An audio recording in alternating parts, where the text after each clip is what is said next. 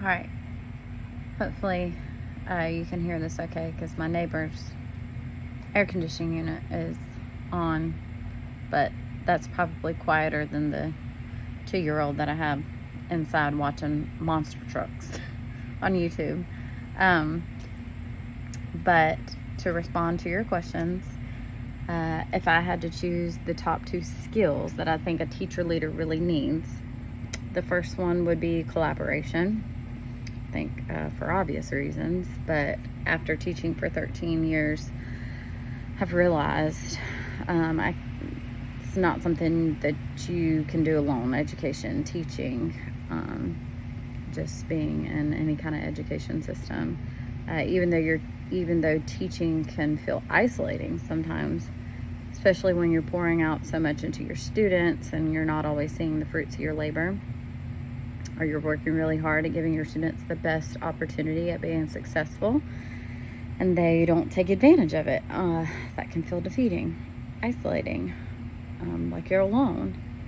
However, being able to collaborate with other teachers allows us to share ideas, support and encourage each other, and make sure we're doing what's best for our kids.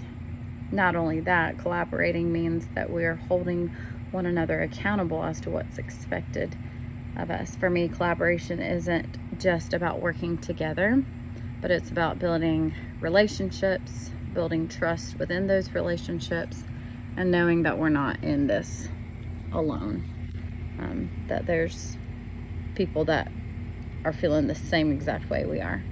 The second skill I'd pick is communication, for sure, 100%. If you can't clearly share your ideas or listen to others, it's really hard to move forward as a leader. I see this every day in my classroom and even more in meetings with colleagues. I've worked under leadership before that hasn't communicated very well, and staff has actually found out important information through social media rather than straight from our boss.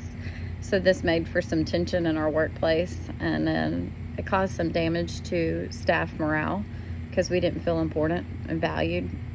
We found out information through social media like everybody else. Communication helps prevent these kind of misunderstanding, keeps everyone on the same page and up to date on expectations. I also think it helps create a positive culture where teachers feel like their voices are being heard and they're valued. So question number 2, my top 2 dispositions. One disposition I think is so important for a teacher leader is being supportive. As teachers, we all know how overwhelming this job can be, and sometimes it's even competitive. Competition can be good to an extent. However, I've worked at schools before where the competition between teachers was pretty ruthless, especially teachers who thought they were the best and they had to have the best and their classroom had to have the best because they were the best. A lot of times it seemed like they were only doing things to benefit themselves and their students, not the whole team, the whole school. And between lesson planning, testing, classroom management, trying to meet the needs of so many different kinds of students and kids, it can feel like too much. However, a supportive teacher leader encourages and uplifts the people around them, working towards the betterment of the team as a whole and not simply looking out for themselves. They don't just point out what's going wrong either. They help others to find solutions and reminds them that they're not alone. Personally, I know how much it means to have someone step in and say, I see how hard you're working with and for your students. You're doing a great job. Keep going and do the next right thing. That kind of encouragement really changes the tone in the school, especially for me as a classroom teacher. The second disposition I chose is determination.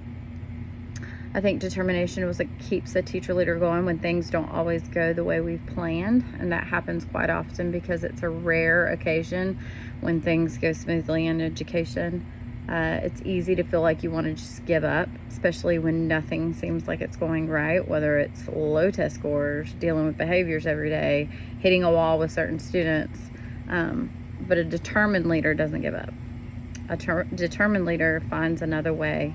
They keep pushing, adjusting, And they also inspire others to do the same. As a wife of a football coach, a student myself, and the mom of a toddler and a teenager, determination is something that I have to practice daily in my home too. And so I think practicing it in my home carries over into how I lead and teach in the classroom and at school. On to rewards. One reward that really stands out to me is comp time. As teachers, we're constantly giving extra time, coming in early, staying late, working through weekends. I know I go into school a week before pre-planning to get my classroom set up and make sure it's ready to go, so I can spend pre-planning.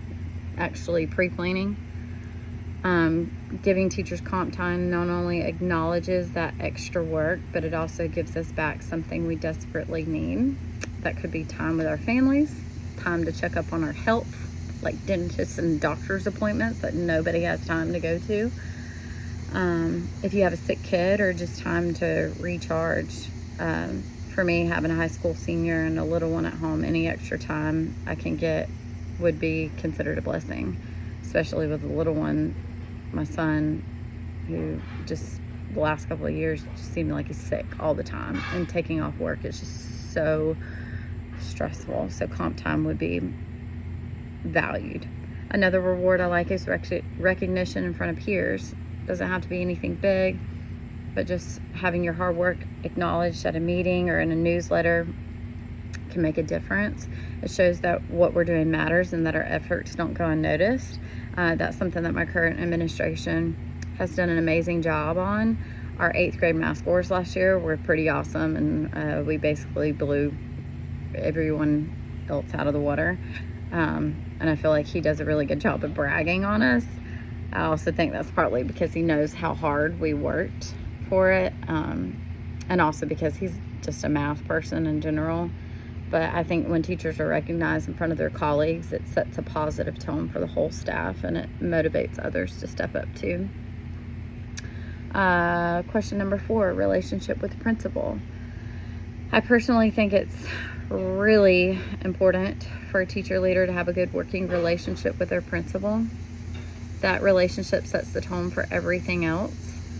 I was actually just talking to my mentor about this today, but my principal last year was pretty unapproachable to me. I never knew what to say to him or talk to him about if it wasn't school related.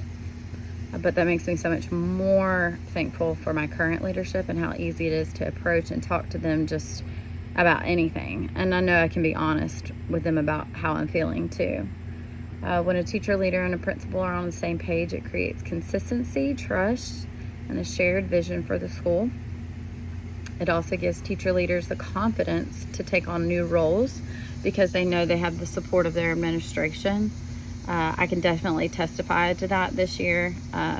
Maybe it's because it's my 3rd year teaching 8th grade math and I feel more confident, or because my leader has acknowledged his trust in me. But I don't know. There's a level of confidence that I feel this year that I have not had in a long time. However, on the other side, if the relationship between the teacher leader and the principal isn't strong, teacher leaders can feel isolated or hesitant to step up because they don't know if their ideas will be backed. I've seen how important that is when administrators really listen and value teacher input. It totally changes the culture of the school. As I just mentioned, I didn't have a really strong working relationship with my previous principal. I never really understood why he would favor certain other teachers or faculty members over me, like the way he treated them and talked to them. I was always asking myself, what am I doing wrong?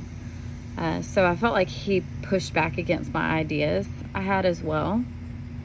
So for me, as someone who's balancing a lot of responsibilities at school and at home, having a principal I can trust and work with makes me feel like I'm not carrying everything by myself. Like I know he's got my back. And it would be considered a partnership. And when that partnership is strong, it benefits everyone, teachers, students, the whole school community. So that is my response. Thank you very much. Have a good evening.